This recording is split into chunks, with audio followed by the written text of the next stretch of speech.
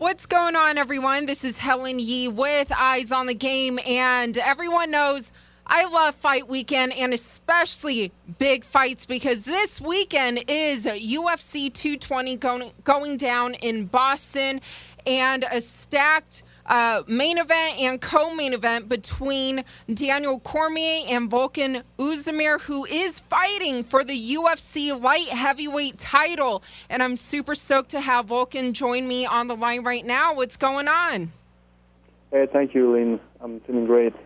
Yeah, well, you sound very enthused, and you should be because, I mean, you've only been in the UFC for less than a year, had 3 fights, looked very good and very dominant in your past 2 fights, and now you get your title shot within 1 year of being in the promotion. Like, has it sunk in yet? I mean, it's amazing. It's a mix of taking the opportunity and having also a little bit of luck. But at the end of the day, you need to do a good work and to accomplish the work really well if you want to have if you want to go on the next step. So grabbing the next opportunity will be always finding the toughest guy always. And now I'm fighting for the belt against the champion. Yeah, and I mean, did it surprise you a bit, or were you surprised when you kind of initially got that call about the title shot? So I was talking about luck because, of course, everybody knows the situation now with the belt and John Jones and DC. Yes. So that's why also stuff got a little bit lucky for me because then there was a spot opening, for the belt. So I was able to get that spot, and now it's going to be my time. Yeah, well, I mean, a lot of people always say, luck is, I think it's the quote where preparation meets opportunity. But anyway, looking forward to this weekend, there's kind of been a lot of talk and back and forth. More so, I mean, I've been seeing DC say a lot of things in interviews. For example, something he said recently to media that Volkan, quote, is the JV guy trying to do what varsity Anthony Johnson couldn't because you guys are both great strikers. I mean, what do you kind of have to say about that? Or, people thinking that, okay, you're only a good striker or, kickboxer, but they haven't really seen your entire game yet. Yeah, so it's true. I was brought out to be Anthony's training partners in the beginning, so that's how I got signed to the gym. But then I grew up on my side. I became, better and better every day. Every day I was training at the gym. I was hungry and hungrier than everybody else. So then I just, forged myself, and iron sharpened iron. So I was training with AJ every day. And then I saw what was the highest level of the division, and now I'm ready to face Cormier. And what about, I mean, because we all know that DC is such a great wrestler. So for this camp in particular, as opposed to the Jimmy Manuwa camp, did you bring in anyone in particular to spar with or kind of work on more wrestling with? Yeah, definitely. I brought out some good wrestlers also, and it's always you have to train specific to what your goal is. So now I'm facing Daniel Cormier, who is a 2-time Olympian. He's being also a really, really successful MMA fighter. So I did everything I had to, and my training was focused on me first of all, but also on a few points there that's Cormier, where Cormier is good.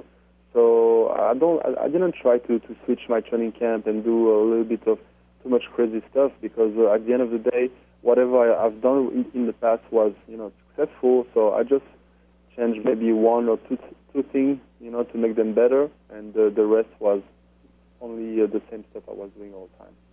And do you think that maybe, you're being a bit overlooked? Kind of like, your fight against Jimmy. I mean, and then obviously vicious first-round knockout. You did great. But do you think that people aren't giving you a chance in a way? Yeah, people didn't so much about me. I wasn't in the octagon for too long, and the knockouts I've been offering were so short, really fast, and in a really close range. So people were finding that really a little bit odd. But this is exactly what I've been doing my entire career. I have 12 rounds in the 13 now, actually, fight in the first round, and I think I have 9 during the first 2 minutes. So it's definitely something I've been doing all the time. So it's not about luck or anything like that. It's really something that I'm doing. Yeah, and I mean that you've been preparing for a long time, and there's been obviously a lot of talk, one in particular being with Luke Rockhold, and people saying, even Daniel Cormier, I believe he tells Chael Sonnen that he's like, quote, what's Luke going to teach him? Luke can't beat me. And with that being said, I mean, this weekend, will you be kind of showing what Luke taught you, during training camp? So I'm not really talking about the fight with him. We're training side by side, and basically when we train side by side, we do conditioning or running or stuff like that, and we share the mats at the same time. But I mean, everybody has his own training. He's also a different weight than me, so usually he's training with different guy. I'm going with the heavier guy, and he's going with his weight and lighter. So basically, we just train side by side, and that's it. So we don't really I don't ask for insight. I don't ask for stuff like that. So it's not really a problem. We are both professional, and we know of course that at the end of the day, teammates sometimes fight teammates. So the situation is a little bit different with him, but actually it's the same than all the time. But has he given you any advice at all? No, he's a respectful guy, and I didn't ask for any, so no. Circling back to, what we said in about, I mean, especially, your recent fights ending so soon, and most of your fights, not going past the first or second round. So what are you hoping to prove this Saturday? So my goal is to go out there and finish Cormier in the first round. And it's definitely also the round, the earlier round where I'm going to have the most chance. But at the end of the day, he's going to have to be perfect for 5 rounds, and I'm just going to have to land 1 punch. But, I mean, that mentality, a lot of people kind of thought, hey, maybe Anthony Johnson, when he fought DC, that he kind of had that same mindset. So what did you learn from Anthony's fight from DC that maybe you'll be doing differently? Yeah, but Anthony didn't lose the fight standing up. He lost the fight on the ground. Yeah. So the only main difference is how to deal with the fight whenever it hits the ground. So it's all about scrambling back up and just going back into my striking.